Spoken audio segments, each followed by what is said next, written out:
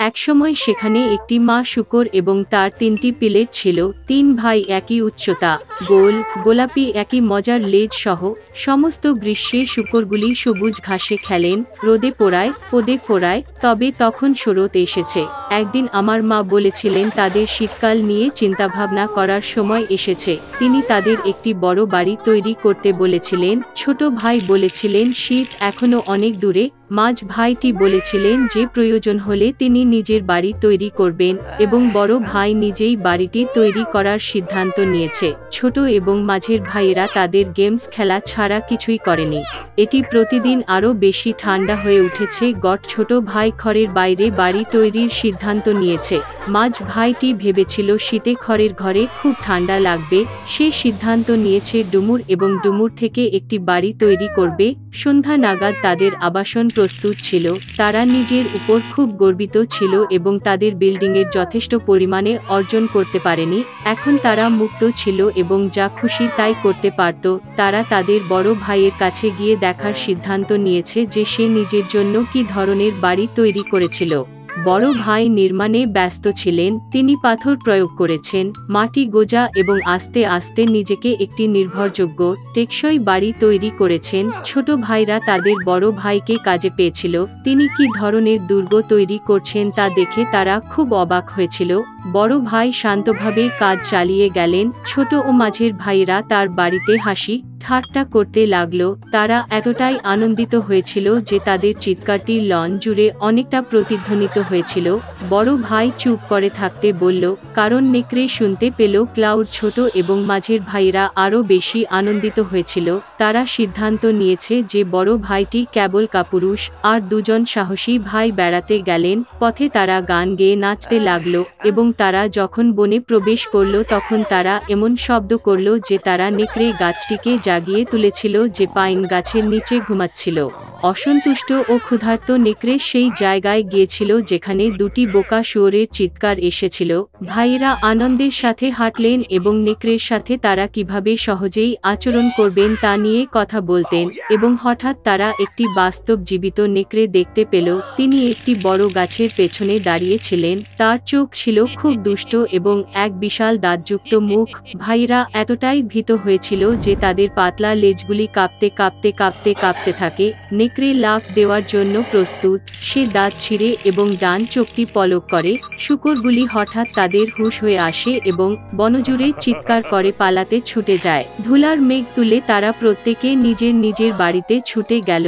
ছোট ভাই দৌড়ে তার খাঁজ কুড়ে ঘরের কাছে এসে নেকড়ের সামনে দরজায় ধাক্কা মারল। নেকড়ে বড় হয়ে দরজা খোলার দাবি করলেন। ছোট ভাই ভয়ে ভয়ে একটা কোথাও বলতে পারল না। তখন নেকড়ে ফুঁকতে শুরু করল। হালকা ছাদ তাৎক্ষণিকভাবে ছড়িয়ে পড়া কুড়ে ঘরটি থেকে উড়ে গেল। নেকড়ে একটি গভীর নিঃশ্বাস নিয়েছিল এবং দ্বিতীয়বার ফুঁসে উঠল এবং সেই ছাঁচের ঘরটি সমস্ত দিকেই উড়ে গেল। নেকড়ে খুশি হল, দাঁত ছিটিয়ে তার ছোট ভাইয়ের উপর ঝাঁপিয়ে পড়ল, কিন্তু শূকরটি চূড়ান্তভাবে ধাক্কা মেরে দৌড়ে গেল। সে ছুটে গেল মাঝ ভাইয়ের বাড়িতে। ভাইরা নিজেকে লক করে রাখতে এবং একে অপরের দিকে হতাশ হয়ে তাকিয়ে থাকে। নেকড়ে রেগে গিয়ে ফুঁকতে শুরু করল। বাড়িটা খানিকটা জিজ্ঞাসা করা। নেকড়েটি দ্বিতীয়, তৃতীয় এবং তারপরে চতুর্থ বার উড়ে গেল, তবে বাড়িটি তখনও দাঁড়িয়ে ছিল। নেকড়ে একটি দীর্ঘ নিঃশ্বাস নিয়ে পঞ্চবারের জন্য উড়ে গেল। ঘর কাঁপতে কাঁপতে ভেঙে পড়ল। ধ্বংসাবশেষের মাঝে কেবল একটি দরজা কিছুক্ষণ দাঁড়িয়ে ছিল। ভয়াবহতায় শূকরগুলি তাদের বড় ভাইয়ের বাড়িতে ছুটে যায়। নেকড়ে তাদের পিছনে ছুটল। তিনি নিশ্চিত যে এবার শূকরগুলি তার কাছ থেকে পালাবে না।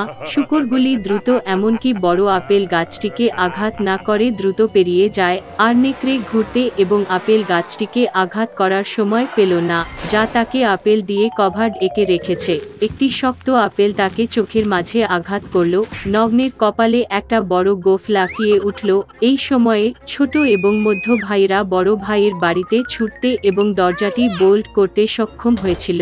নেকড়ে দৌড়ে দরজার দিকে গেল, বড় হয়ে দরজা খোলার দাবি করল। ছোট ভাইরা খুব ভয় পেয়েছিল এবং এর বিনিময়ে কিছুই বলতে পারল না, এবং বড় ভাই জানত যে শক্ত পাথরের ঘরে তার এবং তার ভাইদের ভয় পাওয়ার কিছুই নেই। তারপরে নেকড়ে আরও বাতাসে চুষতে শুরু করল, সাথে সাথেই উড়ে গেল। তবে যতই এটি উড়ে গেল, একটি পাথরও সরল না। এবং তারপরে তিনি তাকিয়ে দেখলেন ছাদে একটি বৃহৎ প্রশস্ত চিমনি। সে সাবধানে ছাদে উঠে পাইপের নিচে যেতে লাগল। শূকরগুলি একটি গন্ডগোল শুনেছিল।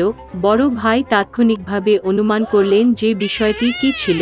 তিনি তাড়াতাড়ি কলসির দিকে ছুটে গেলেন। এতে জল ফুটছে এবং আইডি আকনা ছিঁড়ে ফেলেছে। নেকড়ে নল দিয়ে নেমে সোজা কলসির মধ্যে পড়ে গেল, চোখ কপালে চওড়া। কাঁচা নেকড়ে একটি বুনো গর্জন নিয়ে ছুটে গেল এবং ছুটে গেল বনের দিকে। এবং তিনটি ছোট শূকর তার দেখাশোনা করেছিল এবং খুশি হয়েছিল যে তারা এত চালাকভাবে দুষ্ট ডাকাতকে একটি শিক্ষা দিয়েছিল। সেই সময় থেকে ভাই এবং তাদের মা এক ছাদের নিচে একসাথে থাকতে শুরু করেছিল। একসময় একটা সুন্দর ছোট্ট মেয়ে ছিল, যারা কেবল তাকে দেখেছিল সে সকলের কাছে সে মিষ্টি ছিল। তবে তিনি ছিলেন তার নানির কাছে সবচেয়ে প্রিয় এবং প্রিয়তম। তিনি জানেন না যে তার প্রিয় নাতিকে কি দিতে হবে। একবার সে তাকে একটি লাল মখমলের টুপি দিল, এবং যেহেতু এই টুপিটি তার জন্য খুব উপযোগী ছিল এবং সে অন্য কিছু করতে চায় না, তারা তাকে লিটল রেড রাইডিং হুড বলতে শুরু করে।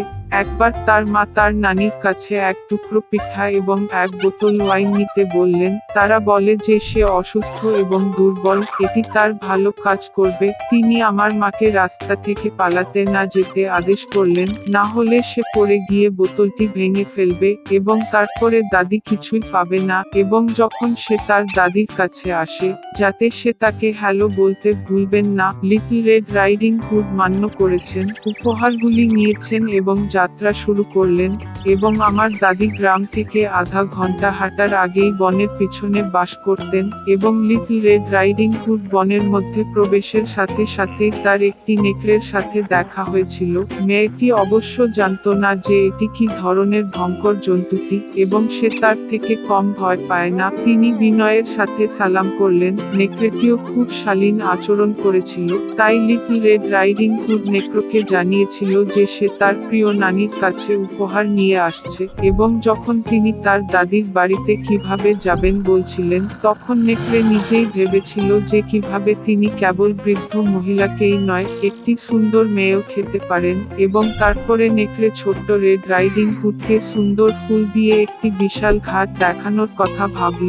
লিটল রেড রাইডিং হুড অনেক বিস্ময়কর ফুলের দিকে তাকানোর সাথে সাথে ভেবেছিল যে ঠাকুমারিকে এক নতুন গুচ্ছ ফুল এনে দেওয়া ভালো হবে, কারণ এটি তাকেও খুশি করবে। হ্যাঁ, এবং পাশের রাস্তা থেকে দৌড়ে গিয়ে ফুল সংগ্রহ করা শুরু করে। একটি ফুলকে সামান্যভাবে বাছাই করা, অন্যজন যেমন তাকে ইশারা দেয় এটি আরও ভালো এবং সে তার পরে চলবে। এবং তাই এটি বনের গভীরতায় আরো এবং আরো এগিয়ে গেছে।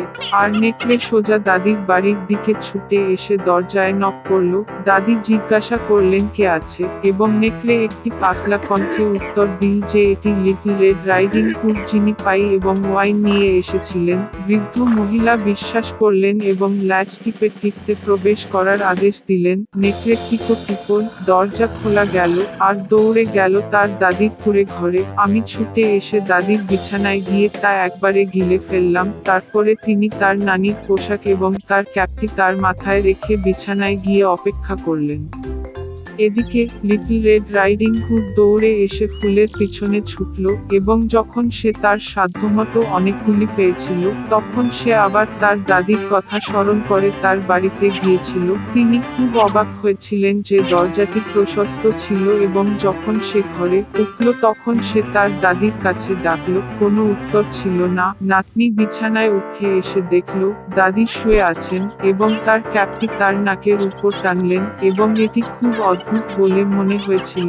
লিটল রেড রাইডিং হুড বিস্ময়ের সাথে জিজ্ঞাসা করলেন যে দাদির এত বড় কান কেন, এবং নেকড়ে একটি নানির কণ্ঠে উত্তর দিয়েছে, আরো ভালো শুনতে। তারপরে লিটল রেড রাইডিং হুড দাদির এত বড় চোখ কেন জিজ্ঞাসা করলেন, আপনাকে আরো ভালোভাবে দেখতে, নেকড়ে উত্তর দিল, আর বাহু এত বড় যে ধরতে পারা সহজ। এবং যখন লিটল রেড রাইডিং হুড নেকড়ের মুখটি দেখেছিল এবং কেবল জিজ্ঞাসা করেছিল যে দাদি দাদির কেন এত নোংরা বড় মুখ আছে। নেকড়ে তার উপর ঝাঁপিয়ে পড়েছিল, আর্তনাদ করে, তাই আমি আপনাকে খেতে পারি। এবং কিভাবে তিনি কম্বলের নিচে থেকে লাফিয়ে বেরিয়ে গেল এবং দরিদ্র মেয়েটিকে গ্রাস করলেন। এইভাবে যথেষ্ট পরিমাণে থাকার পরে নেকড়ে আবার বিছানায় গেল, ঘুমিয়ে পড়ল এবং তার যতটা সম্ভব শামুক করা শুরু করলো। এমন সময় একজন শিকারী ঠাকুরমার বাড়ির পাশ দিয়ে যাচ্ছিল, শামুক শুনছিল এবং ভাবছিল যে বৃদ্ধা মহিলার এমন কিছু হয়েছে যা সে এত ঘৃণা করছিল। সে ঘরে উঠল, বিছানায় গিয়ে দেখল নেকড়ে সেখানে ঘুমিয়ে আছে এবং তিনি এই ভিলেনকে দীর্ঘদিন ধরে শিকার করছেন। তিনি তাকে বন্দুক দিয়ে হত্যা করতে চেয়েছিলেন, কিন্তু এটি ঘটেছিল যে নেকড়ে সম্ভবত তার দাদিকে গ্রাস করেছে এবং সে এখনো বাঁচাতে পারে। সে কারণেই সে গুলি করল না, বরং তার নেকড়ে মুখটি প্রশস্তভাবে খুলল এবং সেখানে একটি লাল ক্যাপ ঝলকানো দেখল। একটি মেয়ে তার মুখ থেকে লাফিয়ে বলল যে তার নানি এখনো রয়েছেন। শিকারী তার নেকড়ের চলগুলি আরো বিস্তৃত করে খুলে দিয়েছিল এবং বৃদ্ধা ঠাকুরমা একরকমভাবে রেড রাইডিং হুডের পিছনে বেরিয়ে এসেছিল। তারা আনন্দিত হয়েছিল, আলিঙ্গন করতে শুরু করলো এবং শিকারীকে ধন্যবাদ জানাতে লাগলো। তারা চতুর নেকড়ে একটি পাঠ শেখানোর সিদ্ধান্ত নিয়েছে। তারা যত তাড়াতাড়ি সম্ভব বড় পাথর বয়ে নিয়ে এলো, নেকড়েদের মুখ এবং পেটের মধ্যে এটি স্টাফ করে এবং তাকে উঠোনে নিয়ে গেল। নেকড়ে যখন ঘুম থেকে জেগে উঠল তখন সে শিকারীটিকে দেখতে পেল এবং পালাতে চলেছিল, কিন্তু পাথরের বোঝা বহন করতে না পেরে সে মাটিতে পড়ে গেল। এই তিনটিই আনন্দিত যখন নেকড়ে উঠে তার ভারী পেটটি সবে অন্ধকার জঙ্গলে টেনে নিয়েছিল। তারা আর তাকে আর দেখেনি। এইভাবে তারা চতুর নেকড়ে একটি পাঠ শিখিয়েছিল এবং লিটল রেড রাইডিং হুড সিদ্ধান্ত নিয়েছিল যে সে আর কখনো মায়ের আদেশ অমান্য করবে না।